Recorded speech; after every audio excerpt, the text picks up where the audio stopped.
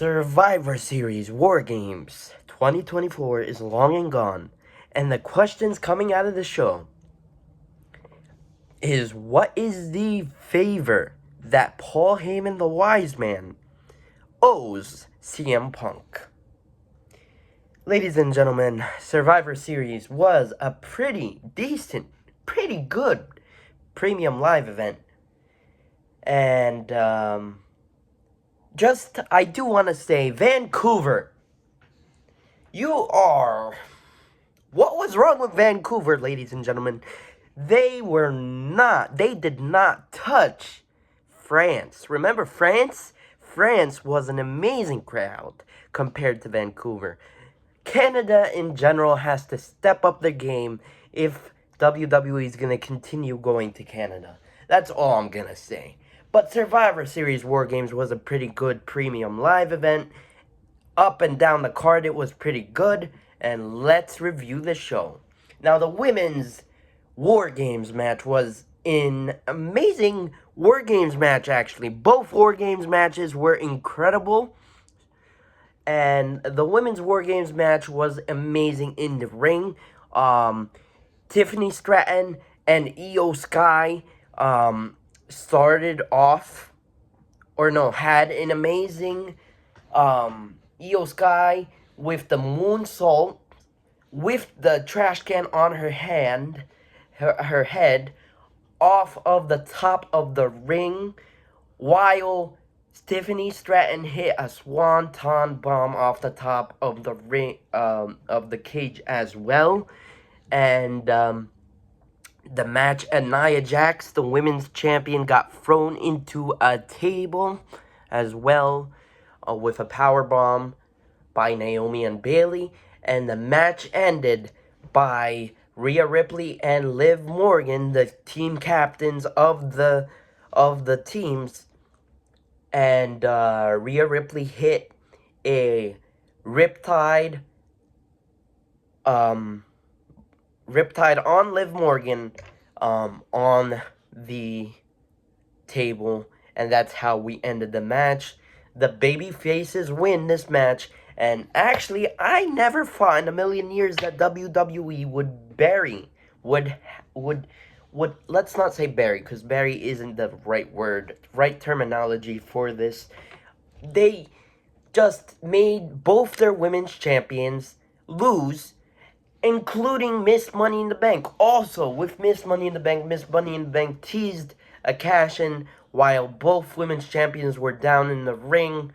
Tiffany Stratton brought out her Money in the Bank briefcase, trying to cash in, and she didn't cash in. And Io Sky just went to town, spraying the fire, using the fire hydrant, and smoking up the place. But in the end, the baby faces win. And overall, the women's War Games match was incredible, and the Vancouver crowd wasn't bad for this match. Now let's talk about the new United States champion in Shinsuke Nakamura. First off, I want to say they fixed and made it better. They made Shinsuke Nakamura's theme song better. They made his presentation better. Everything about him is better. And guys, we all said that it's early in LA Knight's United States Championship reign to have him lose, and we were all excited for him to win the championship and to hold on to the championship for a couple more months. We thought that he was going to lose at WrestleMania, but no. Honestly, it's amazing that we had him as United States champion for these couple of months, but it was kind of getting boring. I mean, as we thought, it was starting to get picked up, but I think it's time that LA Knight gets on a chase again, and I don't think he's done with the United States Championship. I think he's chasing the United States Championship and Shinsuke Nakamura, and if he doesn't chases the United States Championship, I think it's time to move him up on the card and have him chase the World Heavyweight Championship, maybe put him on Monday Night Raw and have him chase Gunther for the World Heavyweight Championship, or even Cody Rhodes for the Undisputed Championship, but definitely move him up the card if you're not going to keep him in the mid-card. But I think for certain he's going to stay in the mid-card and chase that United States Championship. I think the story going forward is he was blind, and that's why he lost the Intercontinental he lost the U.S. Championship, and the next time he faces Shinsuke Nakamura, he's going to win back his United States Championship. But I think definitely this is the right call and the right move for Shinsuke Nakamura. They saved Shinsuke Nakamura's gimmick and new persona and new storyline, and there's a new storyline arising with the Shinsuke and LA Knight. Next match we got was the Intercontinental Championship triple threat match as Braun Breaker defended his championship against both Ludwig Kaiser and Sheamus. And when I say this was the best in-ring match of the night, I mean it. Like, the jump over Sheamus to spear Ludwig Kaiser and then back to Sheamus was amazing. And Sheamus getting hit with the shillelagh or ukulele or whatever you want to say it, that was amazing as well. This match overall, from top to bottom, it was an amazing match, and I don't think they are done with these three. I don't think by a long shot these three are done. The feud isn't done as well. Braun Breaker retains his Intercontinental Championship. It's definitely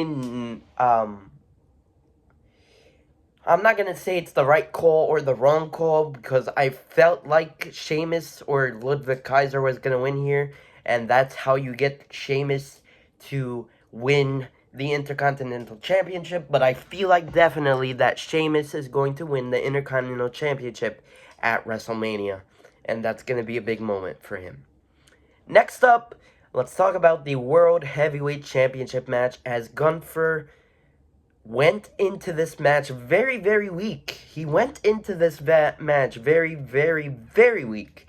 And honestly, I'm going to say the placement of this match with they could have swapped positions, as the United States Championship match, Shinsuke Nakamura winning the U.S. Championship from LA Knight, could have went on as the co-main event other than the World Heavyweight Championship match. But honestly, it's okay, because this World Heavyweight Championship match was pretty good, was pretty decent.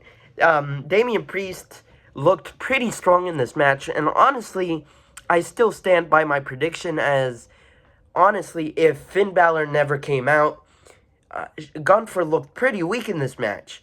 If Finn Balor never came out, I still feel like Damian Priest could have won the World Heavyweight Championship again. But Finn Balor came to destroy or attack Damian Priest. Damian Priest had sluggish arms, and that's why he passed out in the end, having Gunther take out Finn Balor and retain his World Heavyweight Championship. And the final match, the men's War Games match, as OG Bloodline in Sami Zayn, Sami Uso, Jimmy Uso, Jey Uso, Roman Reigns, and the voice of the voiceless CM Punk, taking on the Bloodline in Solo Sikoa, Jacob Fatu, Tama Tonga, Tama Loa, and Bronson Reed. And this match was actually pretty incredible. Jacob Fatu, first of all, anything he touches, he turns into gold, including this men's War Games match. Paul Heyman into this match was pretty incredible when he came down. Well, first of all, the storyline with the OG Bloodline alone, when it was time for the OG Bloodline someone from the OG Bloodline to enter the match, CM Punk was gonna go in, but Roman Reigns puts out his hand, stops CM Punk, and tells Sammy, go ahead inside the War Games match, enter the War Games match. And when it came back to the cage and when it looked like Roman Reigns was going to enter the fray, CM Punk just storms right in and makes his entrance, making Roman Reigns wait. And when it was time for Roman Reigns to come in and make his War Games entrance, he helps up Jey Uso. He helps up Sami Zayn and Jimmy Uso and lays CM Punk to get up on his own.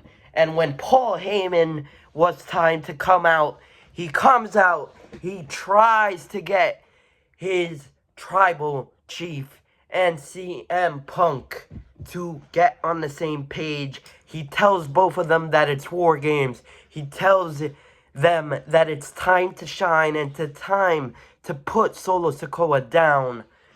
And he says it's what a pretty good shot it was. Everything about this match was pretty insane.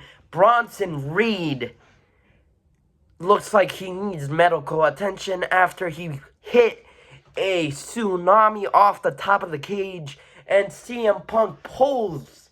He literally pulls, saves Roman Reigns, and Bronson Reed hit a tsunami off the top of the cage into a table set up in the middle of the ring, when CM Punk pulls Roman Reigns and saves Roman Reigns. Also with Jimmy Uso, frog splash off the top of the cage, onto, I think it was Tama Tonga or Solo. One of the Tama Tonga, and breaking his toe, actually, when he said on the panel after the show. But the whole storyline between the OG Bloodline was incredible. Paul Heyman in this match was incredible. And in the end, we saw the OG Bloodline circling Solo Sikoa. Solo was alone, and super kicks to Solo, Haluva kick to Solo, GTS to Solo, and then the final spear by the original tribal chief in Roman Reigns, having the OG Bloodline with CM Punk win. And it was a pretty cool moment, but they let it go, like, for a while, in which we thought The Rock was going to return. I feel like us wrestling fans shouldn't expect anything at every premium live event, because then us expecting The Rock here just makes us fire up for when he does show up, either at the Royal Rumble or at WrestleMania, or at Elimination Chamber, rather. It just makes us more fired up for when he does return. And I feel like, as I said, the storyline coming out of Survivor Series is what is the favor that Paul Heyman owes CM Punk. And CM Punk said to Paul Heyman, when I need that favor, I'm gonna come to you. And it looks like Roman Reigns, Paul Heyman is in the clear, as Roman Reigns trusts Paul Heyman. And honestly, overall, Survivor Series War Games was a pretty good premium live event. Not the best of the whole year, of the year, but one of the best of the year. And it was a pretty good premium live event. Vancouver needs to step up their game, but Canada in general needs to step up their game. But the whole show was a pretty good show. Pretty good storytelling, men's War Games match, and an amazing women's War Games match. Both War Games matches were incredible. We have a new United States champion, and that's pretty much it. And anyway, guys, let's comment down below. Let's talk about War Games. Let's comment down below. Let's talk about War Games together. Anyway, guys, that's it for me here. Please like, comment, share, and subscribe, and I'll see you guys in my next one. But until then, peace. Love you guys.